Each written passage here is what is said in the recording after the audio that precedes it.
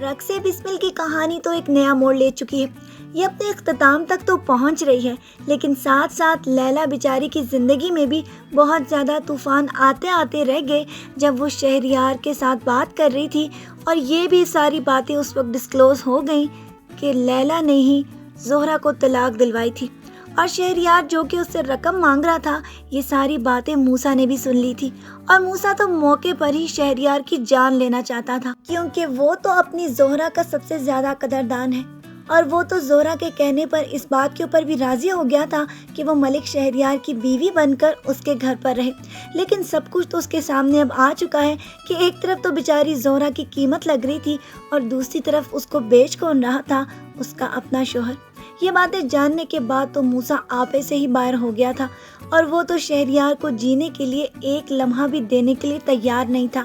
لیکن اگر سارنگا نہ آ جاتا تو تب تک موسیٰ پر قتل بہت جلد اس طرح ثابت ہو جاتا، کیونکہ وہ تو شہریار کی جان ہی لے لینا چاہتا تھا. جبکہ دوسری طرف لیلا بیچاری جو کہ مجرم بن چکی تھی، وہ موسیٰ کے سامنے ساری کہانی بیان کر چکی ہے کہ اگر وہ ملک شہریار کو اس وقت رقم کی آفر نہ کرتی تو تب بھی وہ زہرہ کو طلاق دینے کے قریب ہی تھا، اور تب تو پتہ نہیں زہرہ کا کیا حال ہوتا. وہ تو صرف اس کو عزت کے ذریعے طلاق دلوا کر موسیٰ سے اس کی شادی کروانا چاہتی تھی.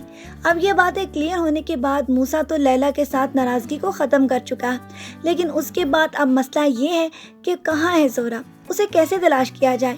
یہ ساری کہانی تو ان سب کے لیے بہت زیادہ معمہ بن چکی ہے، اور دوسری طرف لیلا بیگم کو اب فون بھی آ چکا ہے کہ زہرہ ان لوگوں کے پاس ہے.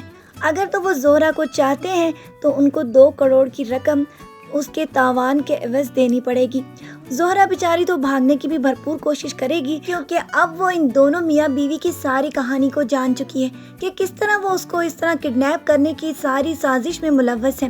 ابھی تک تو زہرہ کی زندگی میں بہت طوفان آ چکے تھے، لیکن اب سارنگا بہت جلد موسیٰ تک بھی یہ خبر لانے والا ہے کہ آخر کار زہرہ کو کس نے اغوا کیا ہے، اور اس کے بعد ایک کہانی نیا موڑ لے گی.